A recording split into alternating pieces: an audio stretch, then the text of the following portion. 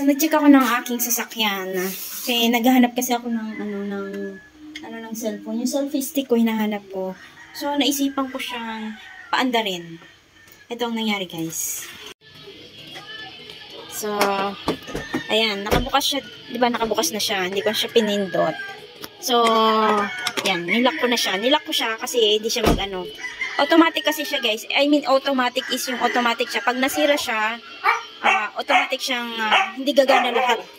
Hindi siya gagana lahat. So, nilock ko siya sa loob. So, pindutin ko siya. So, pinindot ko siya. Nakalock siya, diba? So, pindutin natin yung unlock pa. So, ayan guys. Hindi siya gumagana. So, nagtaka ako kung bakit ayaw siyang gumana.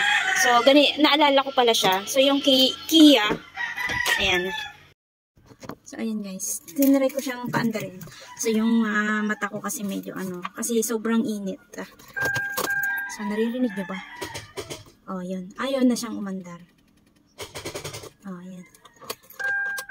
Ganun. Pag gumagana naman siya yung hindi siya low bat. So, naalala ko kasi pag Kia, so may isang parte ng sasakyan kasi na hindi gumagana. So, automatic siyang nag-i-stop, automatic siyang hindi aandar. So, lahat ng niya, hindi talaga siya gagana. So, kahit itong niya, hindi mo siya So, ayan guys. Na-share ko lang. So, maganda naman yung Kia. Kasi pag may nasira halimbawa, pag may isang party lang na hindi gumagana, is, automatic siyang nag-stop, automatic na siyang hindi aandar. Automatic talaga siyang mag-stop. So, ayan. Ewan ko lang kung yung battery. Kasi ilang araw ko lang hindi ko ginagamit. So, mga 2 to 3 days. Hindi na siguro. Nagpunta na ako sa Manila. Halos 1 week kong hindi ginamit. So, ayun. Sinabi ko sa asawa ko. So, ayun. Ewan ko lang kung ano yung sira. Battery. So, syempre, hindi ako marunong sa sasakyan. Antayin ko na lang yung asawa ko kung anong gagawin nila. And, guys, kanina, paglabas ko, ipapakita ko sa inyo yung sasakyan, may ilaw pa. So, ngayon, brown out na. So, ayan, brown out na. Wala ng ilaw. Ayan, na-share ko lang sa inyo kung ano yung Kia. So, yun lang kasi ang napansin ko sa sasakyan na Kia. So, wala naman ako reklamo sa Kia. Maganda naman siya. Actually, maganda talaga siya. Kasi pag may isang sira lang talaga sa part ng Kia, is automatic nag-i-stop siya. Ay, nakalimutan kong i-press. Automatic siya nag-i-stop. So, ayan. Brown out. Brown out na naman. So, pag mainit ang panahon, ano talaga yung mata ko. Nagaganito siya. So, sobrang sakit. Sobrang sakit siya.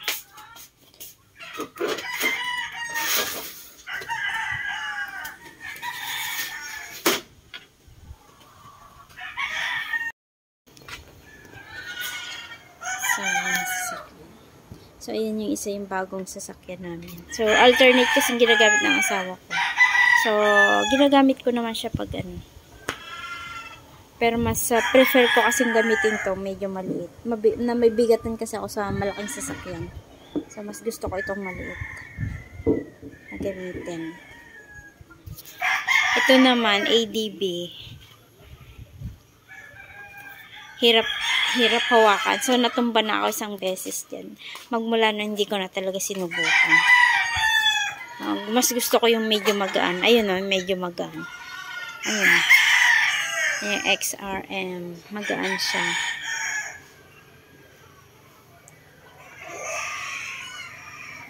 Nandito na ako sa mga pinagawang na naman ng asawa ko. Ang hilig talaga niya magpaano ng mga ng manok. So, ito. Pakita ko sa inyo yung mga pinapalaki niyang mga manok. So, ayan.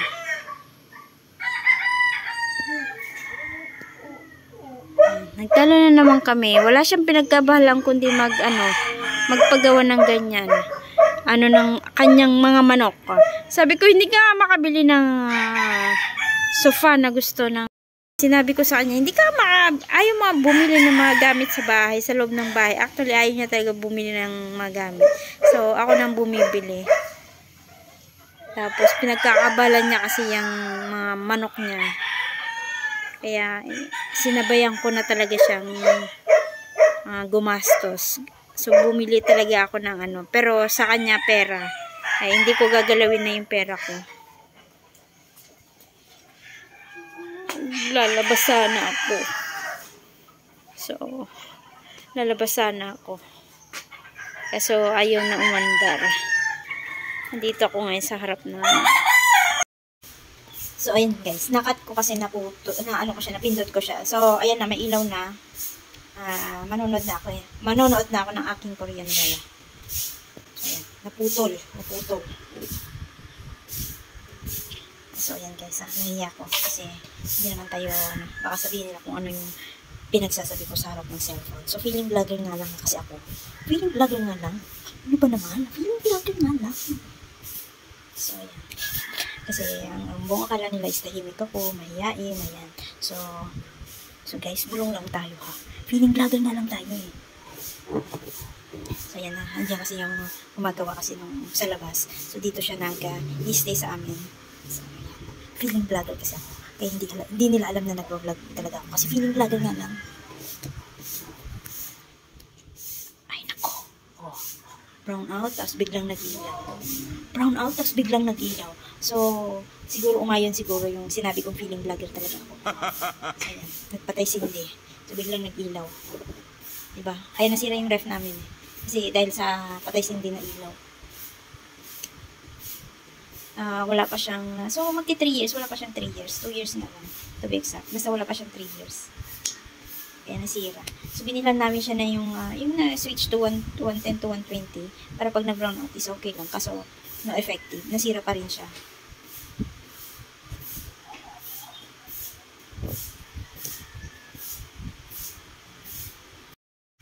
So ayan guys, pag alam niyo ba kung anong oras na, is 6 o'clock na pala. 6 o'clock ng hapon. So, alam niyo ba ang ginagawa ko pag ganitong oras? So, di ba, bago ako magluto, alam niyo ba ginagawa ko? Ito magkape. Alam niyo ba kung bakit ako adik sa kape? So, dati kasi akong OFW. So, pag winter kasi guys, inaantok ako, hinihila ako ng antok. So, may nilalagay kasi akong cream sa mukha ko para hindi siya mag-dry.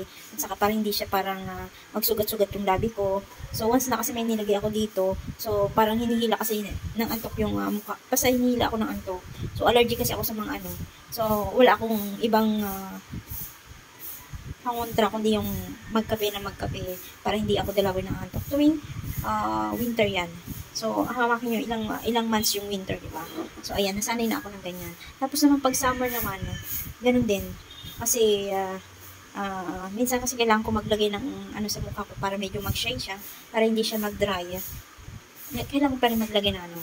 Ganun pa rin, dinadalo kasi ako ng anto. Kaya, lagi ako nagkakape. So, yan ang ginagawa ko. So, nakasanayan ko na yun. Pero ngayon, mainit ang panahon. So, ganitong oras na lang ako nagkakape kasi hindi na siya mainit. So, mahirap naman magkape although nagkakape naman ako minsan ng tanghali. So, tignan nyo nga nangyari sa aking mata. Mainit na nga, nagkakape pa ako. So, ayan. Yan ang kinalabasan. Kaya,